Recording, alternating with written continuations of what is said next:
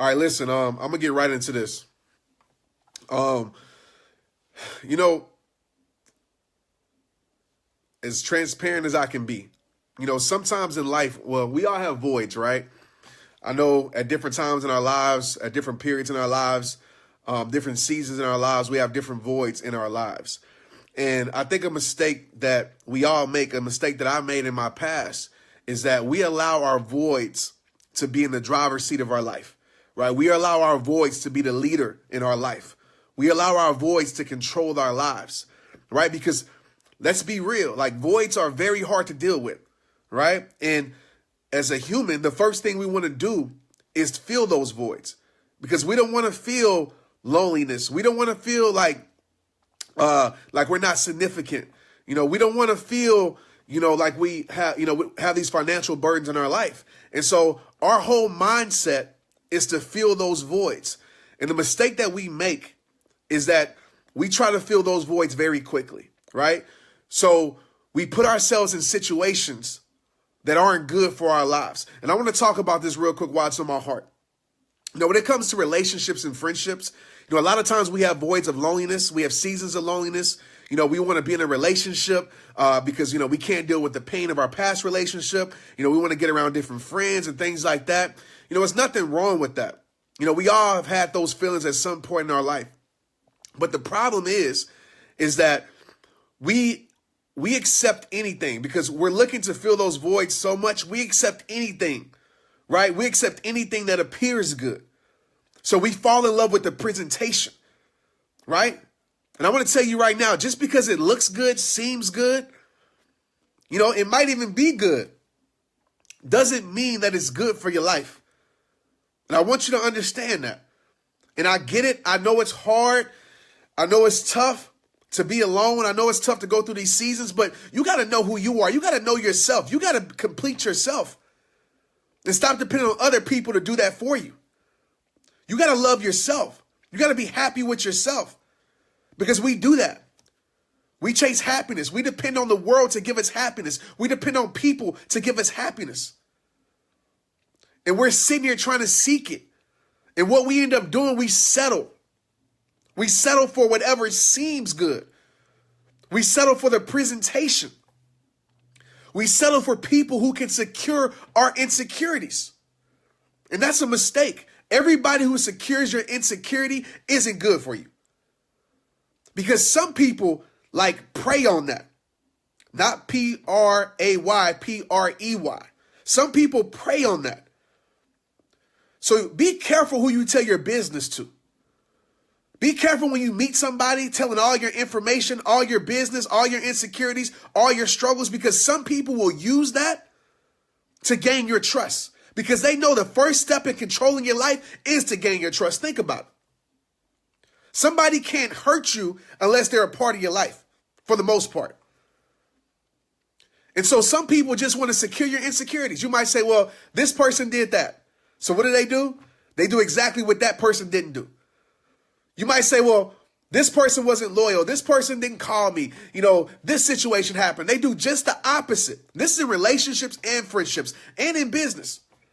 You can apply this to any area of your life. That's why it's important not to rush into anything. That's why it's important to give things time, because time will reveal true motives. I promise you that.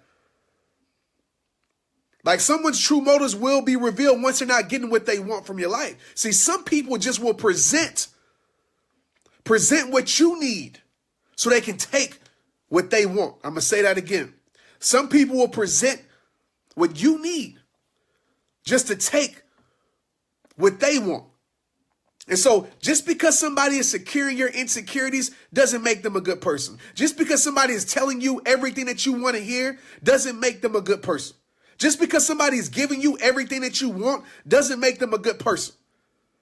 That's one of the first tricks to somebody using you. Because now in your mind, right, you're like, oh, this person is good. And so moving forward, what do? You overlook everything because you remember what they first gave you. They first gave me happiness. They first gave me significance. They first made me feel good about myself. They first gave me an opportunity. And so you hold that person there for so long and you overlook everything that's showing you that this person isn't right. And a lot of times, right, when we're in financial situations, right, we have these financial burdens in our life, these financial voids in our life. And we go and we take any opportunity that presents money, any opportunity that may seem good. And if you know, like I know, all money ain't good money. All money ain't good money. And you overlook certain things because you want to fill that void. I'm going to just be honest with you. Like, I'd rather struggle. I'd rather struggle than take something that I know is not right for my life. I'd rather be lonely for the rest of my life than put myself in a situation that I know I'm settling in. Stop allowing your voids to force you to settle. It's time for you to work on you. It's time for you to understand you. Like, if you can't be happy alone, then I promise you, you don't need to be in a relationship. And some people might not agree with me with that, but I believe a relationship, a powerful relationship, is when two people come complete. You don't complete each other. You add to each other's completeness. That's a powerful relationship. Because if you're always dependent on that person to complete you, what happens when that person leaves you? Then you incomplete again. Then you don't know what to do. Now you're worse off than you were before you even met that person because you're hurt again. And now you're looking for somebody else to, guess what? Secure your insecurities. You're looking for somebody else to fill that void. Oh, that opportunity looks good, so I'm going to take that opportunity. Oh, that person looks good. That person talks good. That person seems good. Oh, that must be a good person. Now, I'm not saying this is true for everybody because there's a lot of good people who present great things that are great people. But you have to use discernment with your life. Don't allow the void of not feeling significant, not having attention to make you disrespect yourself on social media. Right? You feel that void. You do anything for likes, anything for followers, anything for attention. Because a like makes you feel good. Somebody following you makes you feel like you're somebody. You're a somebody before social. You're a somebody when God created you, period. And you got to understand that with your life.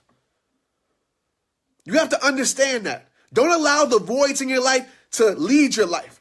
Allow God to fill those voids. Work on yourself. Right?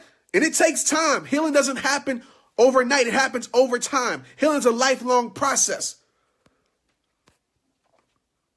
And I want you to understand that, like, don't be so quick to give your trust away. Don't be so quick to give your trust away. Or should I say this? Don't be so quick to allow people to enter your life. Right? Treat your life like you treat your house. You wouldn't let nobody just walk into your house, right, that came to your door just because they talk good, just because they look good. You ain't gonna just let them walk in your house. Well, at least I know I ain't. Let's get it.